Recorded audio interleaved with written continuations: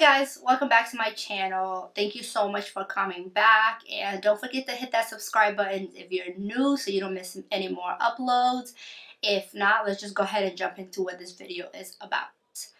So I decided, since the year is coming to an end, and instead of doing like an overall end of year favorites video, which would be very long, I decided to do basically the best of beauty awards, and I picked 5 categories.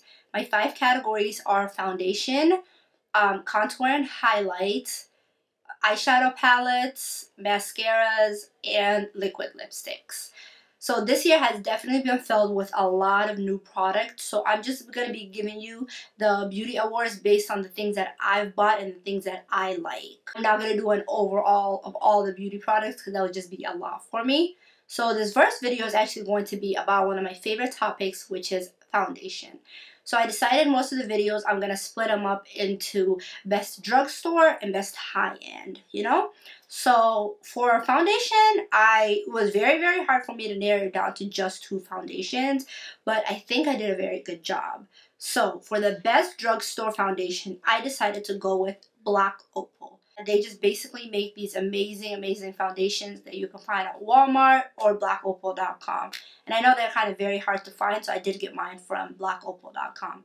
The color that I have is Nutmeg, and I actually found this and fell in love with it around June or July, and I have gone through maybe 3 bottles. This does retail for $10.99, so the price is really amazing.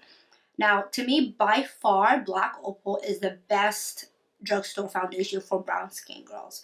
This foundation is like coverage, but you can definitely build it up. And, you know, I actually have nothing but amazing things to say about it. Now, some of the cons, because you know not everything is perfect, some of the cons are it melts if you don't powder it down.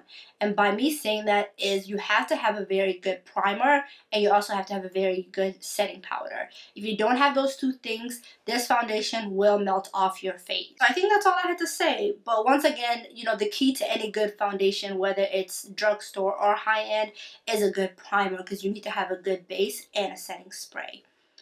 Now let's move on to high-end. High-end, for me, I had to pick the Estee Lauder Double Wear. This foundation is absolutely beautiful.